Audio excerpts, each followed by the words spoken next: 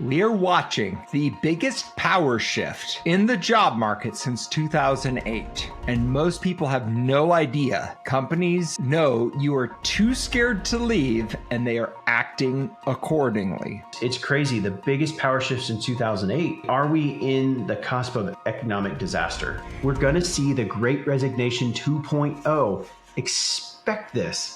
It's going to happen, and it's not going to be the Great Resignation 2.0. It's going to be the Great Revenge, because those that hugged in fear are going to take vengeance. Workers aren't just going to leave. They're going to burn bridges on their way out. 2 years of resentment doesn't just disappear. The question isn't whether your job is safe. It's whether you will be one of the workers alongside AI or replaced by it. And here's the real tragedy. We opened this with talking about how in 2021, there were 2 chairs for every person in the game of musical chairs. And now there's less than 1 chair per person. So the question is, what is your plan when the music stops? Welcome to the Make Work Not Suck podcast. Tell me if this sounds familiar. You go out, you have drinks with a friend. They've been at the same company for several years. They're miserable. They hate their boss. There's no growth opportunities. And you ask them why they don't leave. And they just look at you like, what do you mean? In this economy? Are you crazy? Why would I leave?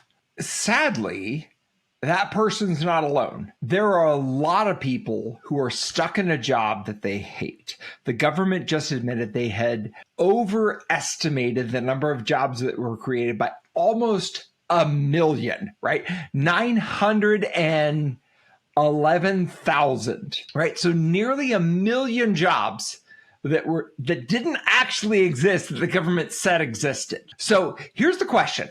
When did we go from the Great Resignation that we were just talking about a couple of weeks ago to the situation where nobody wants to quit? Everyone is scared to leave because there's no jobs. Like, I don't understand how we go from the Great Resignation to whatever the hell this is. So I think it's interesting. This is the dark void at a massive scale. You know, when uncertainty meets scarcity, humans naturally cling to what they have, even if it makes them miserable. When the future is blurry, right? We rather, if we're on the journey through space, we rather jump onto the little, asteroid and be miserable in the cold, dark vacuum of space than continue on the journey to where a better inhabitable planet may be. Yes. And so I think it's absolutely astonishing that we were doing Great Resignation podcast 6 months ago. Was it even 6 months ago? I feel like it was less than that. I mean, we've had several along the lines. Right. But I think, started roughly 6 months ago. And here we are going into just yesterday. Yesterday was the beginning of Q4 officially. Right. And here we are talking about how people are clinging onto their jobs as opposed to resigning. Yeah, people went from I can't wait to give my boss the middle finger to I'm scared to leave. And I feel like it happened almost overnight. According to the Labor Department, the quitting rate is at 2%. It's the lowest it's been since 2016. What is it? The Bureau of Labor and Statistics, job openings fell below unemployed workers for the first time in 4 years. Yes. We are watching the biggest power shift in the job market since 2008. And most people have no idea that it's happened. Companies know you are too scared to leave, and they are acting accordingly. That's a radical shift from where we were even 6 months ago. What was happening in 2008? 2008, the world was falling apart. 2008, there was no cash. Liquidity was a massive problem. There was no credit available. Major financial institutions like Lehman Brothers were disappearing, going under. Wachovia. I'm trying to think of some of the others. Lehman Brothers. I mean, massive financial institutions were just disappearing because they were so upside down. They were desperate for somebody to save them. Even the US government, if I remember correctly, called Warren Buffett and begged him to buy like Bank of America stock to keep Bank of America afloat. Like, it was a catastrophe. And I actually worked in financial services during the 2008 crisis. And it was crazy because several of our largest clients just disappeared.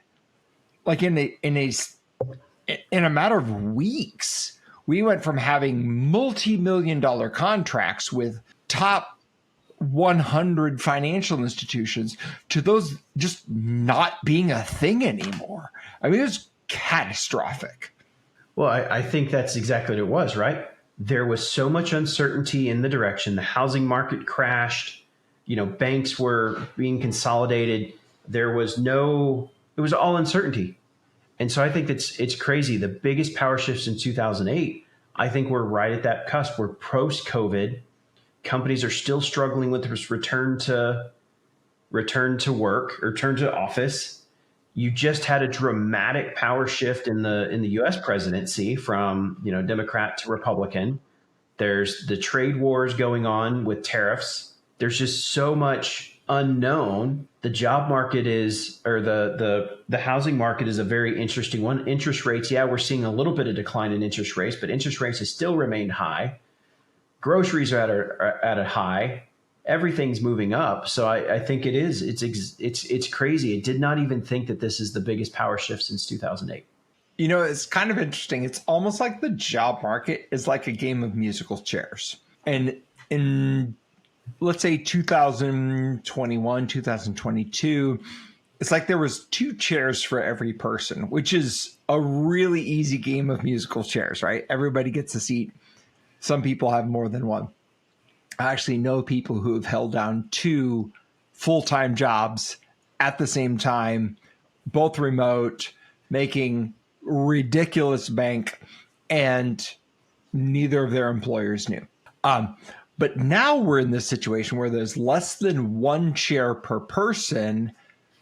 People are freaking out, and the music's about to stop. So that you just said 2021. I almost said 2001. 2021. 2 chairs for every person. What happened in 2 years? We didn't have that much of the population come online for job working. Was that just the resurgence from COVID coming back, and so we surged, and so there was it was boom, and now we're thinning back out. We're leveling back out because we're talking now. A lot of the stuff we're seeing in the news and just even in our discussions, we're kind of back to that 2016, 2018 era. So is it one of those we finally have come kind of full circle, in which just now we finally have leaned out, themed out, and then you add technology advancements, and you've got more and more retail is online. E-commerce is at this crazy going rate. The world is more interconnected than it was before. Global travel is more interconnected. What happened in 2 years? Actually, let's take that one for a second. There were 2 seats per person because we were hiring in the US, and now there's less than 1 seat per person because we're hiring more people globally, or we've outsourced more internationally. I mean, I think it's a supply and demand thing, right? Like, go back to economics 101. There is a certain amount of demand and there's a certain amount of supply. When the demand becomes, we don't need people, we need people who know how to use AI. And supply becomes, well, I know how to do this from the 1950s, but I don't use AI. Like, you just end up with this huge imbalance. And I think that the supply and demand is driving a massive shift in the power structures of organizations. I mean, I don't think organizations have the capability to adapt to where the capabilities exist. Because if you're a large organization, if you're a Fortune 500 company and you're still thinking about hiring locally, I think you're screwed. I think you're you're not thinking about this correctly. I think you need to broaden your aperture and think about the fact that certain skills are geographically agnostic. And if I can find somebody who can do the job, I don't care what time zone they're in, and I don't care what language they speak. If they can do the job, give them the job. And even if they, are 6 hours plus or minus and they work in Angola, give them the job, because you might not be able to find somebody in your time zone who can do it as effectively. And I don't think most organizations have caught up to that level of thinking. Well, and here's a crazy one on the employer side, right? Like we've switched from the employee market, right? In the past 2 years, it's been the employees in control of everything. Now we're back to the employer in control. Here's a Fed report that says job stayers are getting 4.1% in raises, while job switchers are only getting a 4% increase in pay. That's never happened outside of a recession. We're seeing compensation patterns that historically have only happened during economic disaster. Are we in the cusp of economic disaster? Is this a slow boil the frog, with just kind of what we've been building up to and seeing, et cetera, with inflation going up, cost of living going up, et cetera? And I think to your point of where we're seeing people can outsource jobs to other parts of the world, you're more likely to get a raise with your miserable job today than getting a better raise switching. Because that used to be the whole thing, right? Like this is where it's been the employee market before. Mm-hmm. If you're not going to give me a $10,000 raise, I'll go to this other company because they'll pay it. Right. Versus now you're really just switching for switching's sake. And that's been my advice to people who are career, switchers or people who are wanting to advance in their careers. It's like, look, if you stay at the same company more than 2 or 3 years, you are giving up a lot of financial benefits. But that's a crazy statistic that job stayers are getting 4.1 and job switchers are getting 4.0. Like, that's bonkers. That is completely upside down from what I've seen for the last 20 to 30 years. And so I think that is probably driven by the fact that AI and other sort of technological advancements are really redefining the employment landscape and really creating a lot of chaos for job seekers. Because sure, you can say F you to your boss, but can you get a job that pays as much? Maybe you could get a job that pays more, but gosh, you're rolling the dice on that. And that's not a gamble you want to take if you've got a secure paycheck. Well, here's another take on this, and it's a dangerous cycle. And this is where I think the results-driven individuals, especially result-driven leaders that are just looking for profits and more revenue, are taking advantage of this. There's a psychological impact that creates a feedback loop. Fear keeps people in place, which gives companies more power, which creates worse working conditions, which creates more fear. And so at what point, are these companies taking advantage of the situation and creating a more toxic culture for their organization? I think companies that leverage that might see short-term profits, but like we talked about in previous episodes, there's going to be a reawakening. And again, the pendulum always swings back and forth. I think if you're a company that's creating a stable culture, you're addressing the fears of society, you're working together, you're leveraging AI. I think this is a great opportunity for a company to leverage AI, because let me ask this one. What percentage of people, if this scenario is true, would you take the same pay at your current company? Let's assume the culture's fine. Let's say it's not toxic. Okay. Would you take the same pay if AI was introduced in a way that allowed you to not work as much? And if you were working, maybe you're working 50, 60 hours now and you got down to 40 hours. Or if you're 45, 50 hours, you're down to 35, 40 hours. Would you keep the same pay if you had more personal time back? Yes or no? I think most people would just say yes. 80% of the people would say yes. 20% of the people would say yes, but what's the long-term effect? Because I agree. if this is good for me for a couple of years, but then I'm screwed and I have no job in 3 to 5 years, then no thanks. Well, I think if you can, now you got to do something with that time. Now, I'm not saying if this job gives you more time to go get a second job to pay your bills, that's a different problem. Right. But if it gives you time to, get certifications or learn advanced career skills or expand on your skill portfolio, as we talked about in a previous episode, or start an OnlyFans page. No? Yeah, no, I don't think we want to encourage that one. Not so much. I mean, I guess each their own, right? But my wife tells me that's not going to really be a moneymaker for me. I'm not going there. I'm not going there. All right, keep going. But I do wonder, or I am saying with this, like, there is an opportunity for companies that want to do right by their people and to not be part of the problem. Right. And I think those are going to be far in between. But I think if you actually believe in making work not suck, there is a way that you can weather this as an employer for the betterment of your team. Mm-hmm.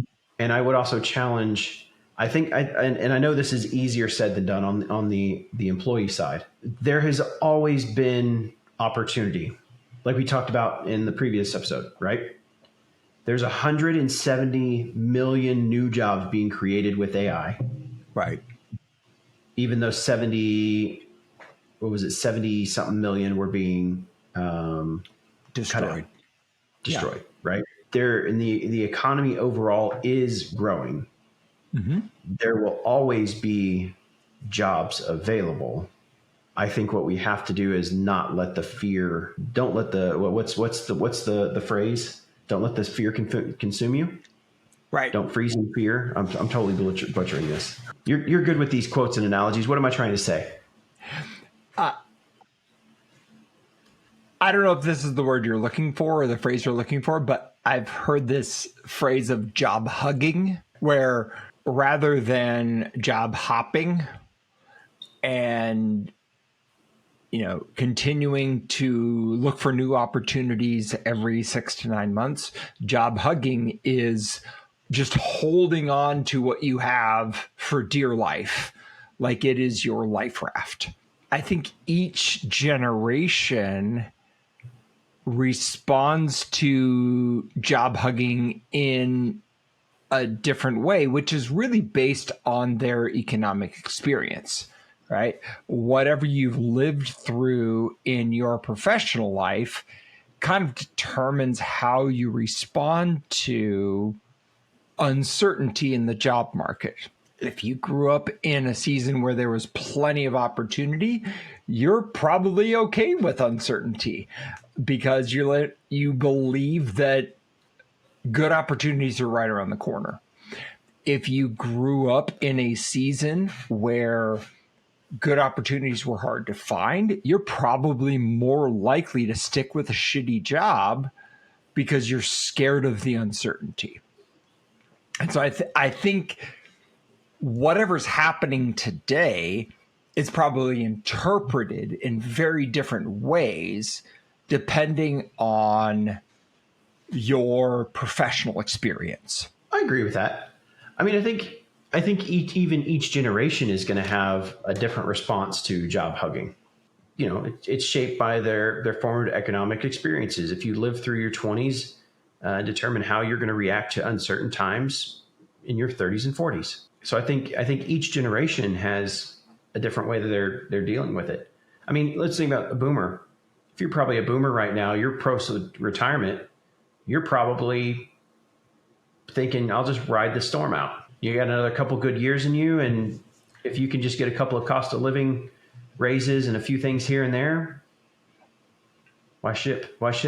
I know a couple of boomer business owners that are like, I'm just hoping to ride this off into the sunset. If I can keep this going for another 3 to 5 years, I'm good. Why rock the boat? And I don't think that's a good decision, but I understand from their perspective why they think that's a viable strategy.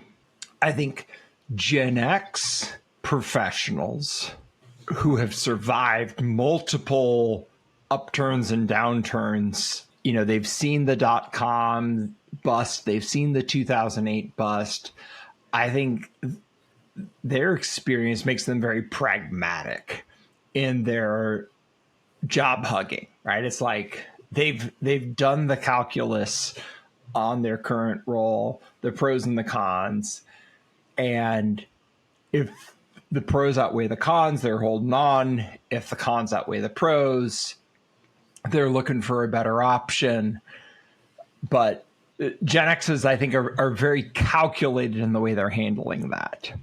Well, I'll take the millennials here, my favorite generation. So per Deloitte 2025 survey, 52% are optimistic about 2025 despite current challenges. It's the highest optimism of the working generations. What's interesting is they pioneered job hopping. We pioneered the job hopping. But now we need stable incomes for family obligations, and we're stuck in the sandwich. We're kind of being listed as a sandwich generation. We're managing aging parents and taking care of young kids. And so I think it's interesting where millennials are kind of in that. I think Gen X and millennials are both in that we need the income. We have obligations. We want to job hop. We want to get better, but the obligations are holding us there. So I do think Gen X and millennials are probably the most impacted by this. And I think if you get to Gen Z, probably an unpopular opinion, is most Gen Zs I know, they want to climb that corporate ladder faster than anybody else has. And, I've seen many of them, or I've experienced many of them, at the age of 25, 26, 27, 28, they're wanting paychecks like they've been in the business for 25 years. Right. And, expecting like director titles and, higher end titles with higher end pay with only 5 years of experience. And so I think we're seeing a lot of frustration there is, 39% of them fear AI will affect their pay. It's the highest in all generations. They're still averaging 1.1 year tenure despite the fear. 75% of them are using AI skills to upskill versus only 49% of boomers. And they're trying to outrun automation while facing the worst entry-level market in decades. Yeah. I do think it's interesting. And I think I see this in Gen Alpha as well, especially the older Gen Alphas that are starting to enter the workforce. They don't want to do the entry-level job. Right. They want to go straight to expert mode. Right. Straight to management. Straight to management, straight to being the awesome. And I think that comes down to there's a competitive nature that's just been in their makeup. And I think some of that even comes from like video games. They just they video games train them to climb the level, to level up, to grind through the game. Right. And so I think they're trying to grind through the game of life, and it's like it's not a video game, guys. Right. I level up every 5 minutes. Why do I have to wait a year for a promotion? So yeah, I think it's kind of not how that works. So across the generations, this job hugging, I think it's interesting with boomers probably not caring as much because they're on the way out. Gen Z, I've got a long career ahead of me. I'll just bounce around. And I think you got X and millennials that are kind of sandwiched in the middle there where they need the security because they're, taking care of aging parents and families. And it's interesting because boomers are basically immune. They're the closest to retirement and have the most leverage. But I still don't see them letting go. They're the ones currently with the highest paid jobs. Right. They're the ones that have all the back knowledge and skills. They're the ones with the books of business. And so I think they've got the most leverage. Whereas, a book, if you're in a sales role, especially a relationship or ABM, your boomer probably has the best book of business compared to your Gen Z sales rep. Right. I'm curious because statistics say, and the reports say that Gen Xers are doing what they always do, keep their heads down and surviving. What do you think? Are the Gen Xers just keeping their heads down and surviving? I had lunch today with a baby boomer business owner who more or less admitted to me that hope was his strategy. Like, he has no real plan for how the business is going to grow. He's just hoping that good things are going to happen. He has no leader in place. He's going to spend less time. He's buying a house in another state. He's going to spend less time at his business and hoping that the results are going to stay either on par or slightly better. And it was just fascinating. Like, I was asking him, I'm like, can you tell me about a situation where you have seen a business with less attention get better? And he couldn't give me an example of it, but he's got a Gen X child who he's hoping will at some point buy the business from him because he's a boomer, mid to upper aged boomer. The business is throwing off enough cash that it is creating a comfortable lifestyle for him. He's not in a crisis. So he's just kind of riding it out. And I don't think his Gen X son is going to buy the business because he wants a valuation that's not in line with reality.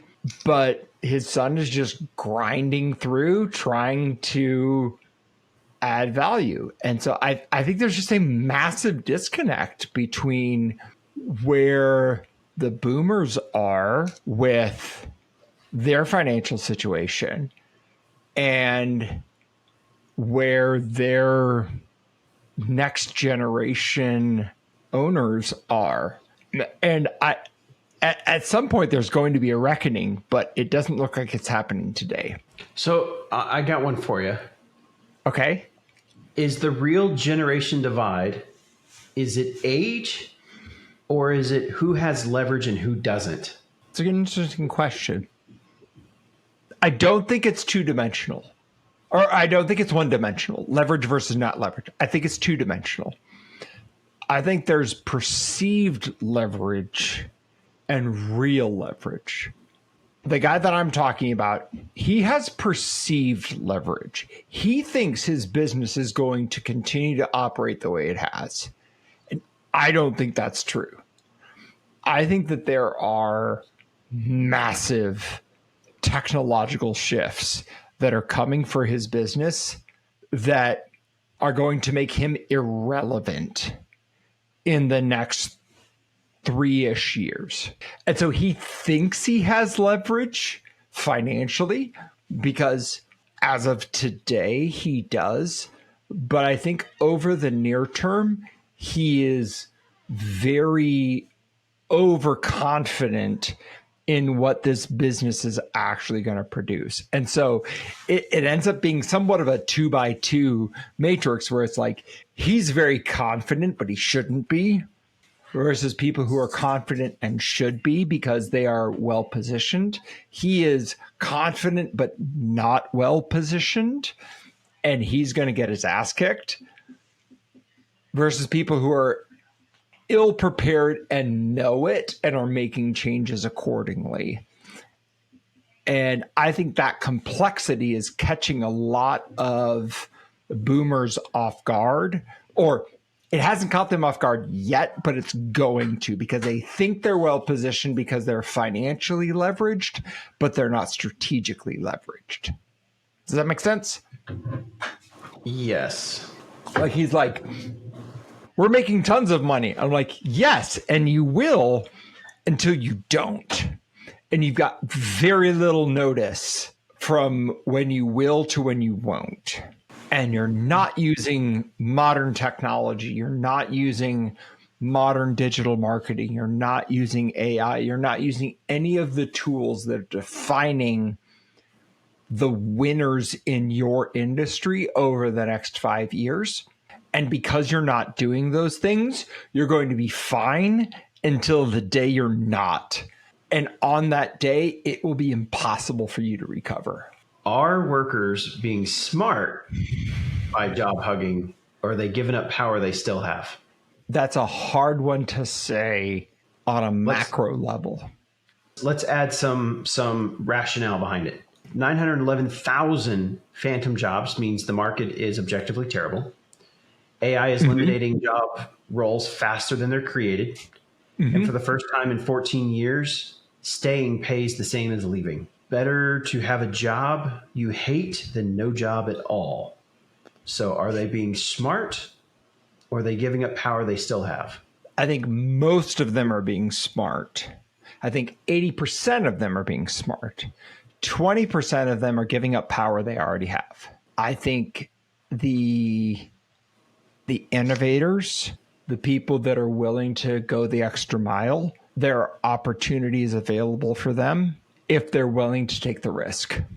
But it's hard to know whether or not you're that 20% or you're that 80%. I think you're giving up power. And I agree with you. And I think the fear is overblown. Unemployment is still under 4.5%. There are still jobs out there. If you're giving up leverage, it's going to make the conditions worse for everyone.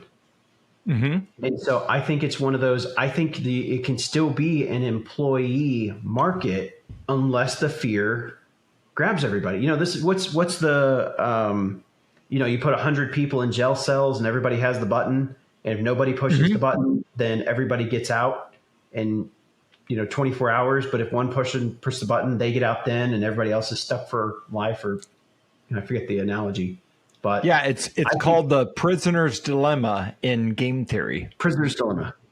Thank you. The prisoner's dilemma. I think that's a little bit what this is, and I think the job hugging is pushing the button.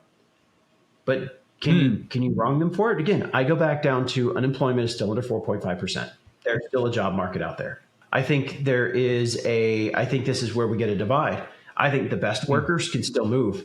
I think if you're a solid individual that brings a lot of strategy or execution or capability or knowledge to a role, I think you are still able to move and you can still move up. I think mediocre workers are the ones that are stuck. It's funny you would say that, because I remember earlier in my career working for a Fortune 500 organization, and I remember what my paycheck was. And I remember thinking, if I quit, the person they would have to hire to do all the things that I'm doing would cost significantly more than what they're paying me. Like probably 10 to 20% more. I remember being really frustrated with that, because I went to my boss and I'm like, I think you should pay me X because market rate is X. And they're like, yeah, we can't do that. We're going to give you, 3% raise. And I'm like, 3% doesn't get me anywhere near what I think my market value is worth. And I went and talked to recruiters and I interviewed for other jobs, and they were like, yeah, that's what you're worth. And you're being paid significantly less, like 10% less than what you're worth. If you're one of those people and you feel like the value that you're adding to your organization is significantly more, is more than 10% what they're paying you, you should go find another job, because there are people who are looking for people like you. However, if you're just thankful for the paycheck and you're not looking for any more work and you're just wanting to ride it out until you get your retirement package, stay where you are.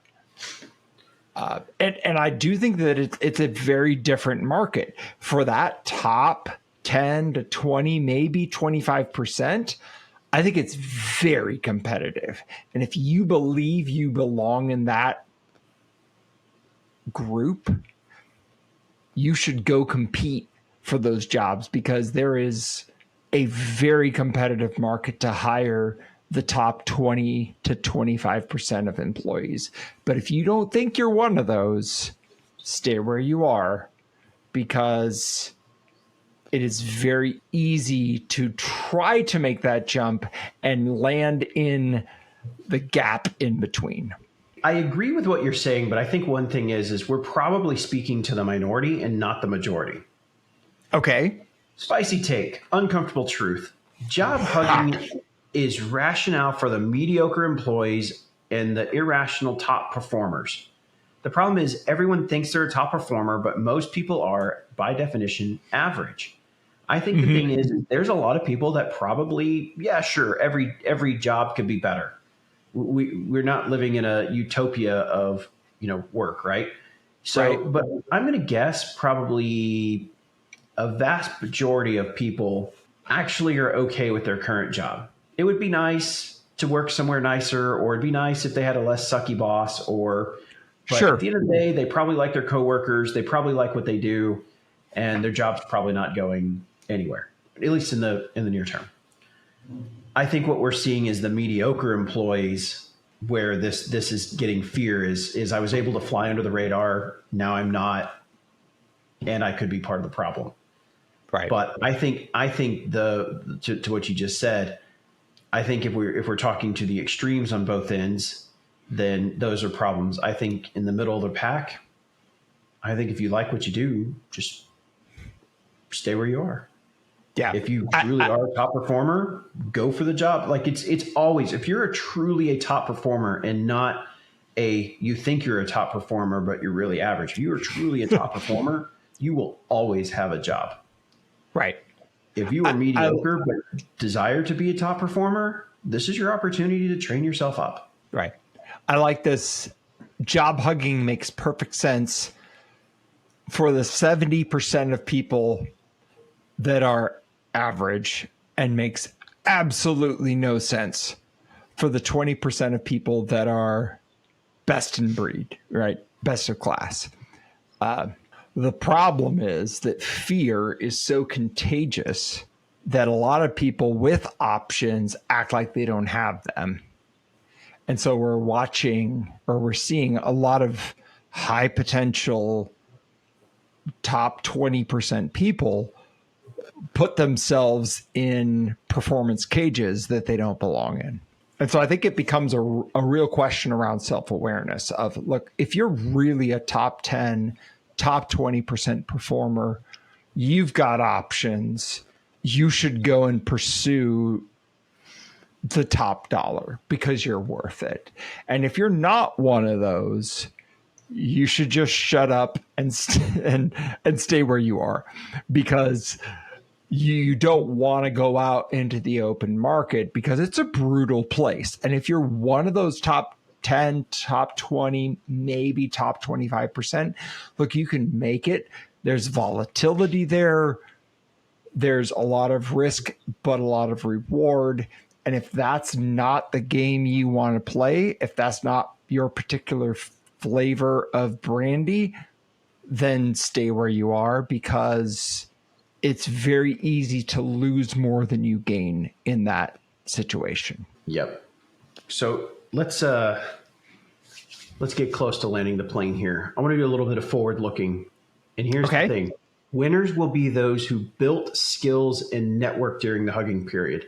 Losers will be those who stagnated in fear.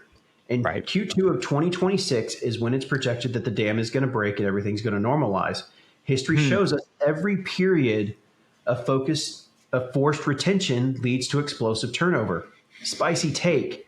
We're going to see the Great Resignation 2.0. Expect this. It's going to happen, and it's not going to be the Great Resignation 2.0. It's going to be the Great Revenge, because those that hugged in fear are going to take vengeance. Workers aren't just going to leave. They're going to burn bridges on their way out. 2 years of resentment doesn't just disappear. Companies building real culture will now dominate in 2027. We talked about in the previous episode, those that can weather the storm and build the culture, they're going to be able to survive through the 2030. If in Q2 2026, you're still squeezing people and you're taking advantage of this and driving the fear, then you will be part of the Great Revenge. Goldman Sachs projects 70% of the current job categories will be significantly impacted by AI by 2030. We know this. The question isn't whether your job is safe, It's whether you will be one of the workers alongside AI or replaced by it. And here's the real tragedy. It isn't job hugging. It's that we're solving a 2025 problem with 1990s thinking. Yep. We talked about, again, in the previous episode, how we still have people in position of power that are using legacy thinking. And when that domino falls, it's going to be a wave. The future isn't about jobs. It's about skills and adaptability. People hugging jobs are like someone clutching to a Blockbuster membership in 2007. We know what's going to happen. Yep. I think the most important thing to understand about job hugging is that it's not about the job. It's about power and fear and what happens when the system falls apart.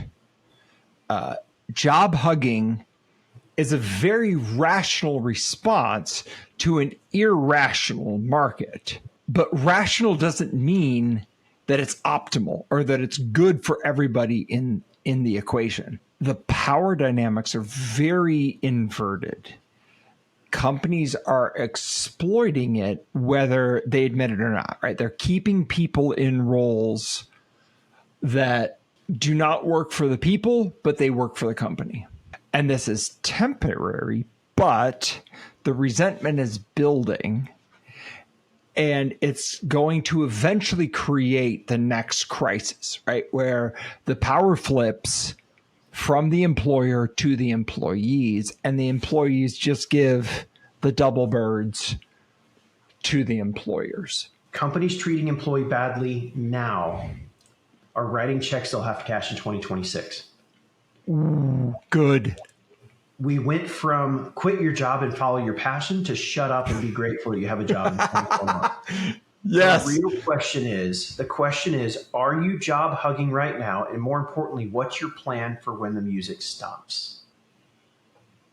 So good. I would say that maybe goes back to the whole question of why are you in the workplace in the first place? Like, what's your passion? What's the difference you want to make in the world? And how are you pursuing that? Because whether that's working for a Fortune 500 or a startup or your own thing, I think that passion and purpose are going to become the distinguishing factor in the workforce going forward.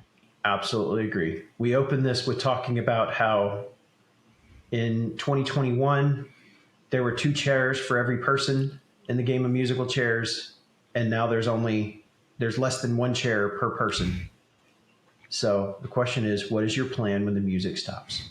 Make work not suck. Our podcast that talks about exactly that. Our process, vision, journey, culture, and results. We present real-world business solutions that make the difference. Our goal is to make work not suck. Hosted by Ryan Hodges, co-host Daniel Steer. Join us each episode and make work not suck.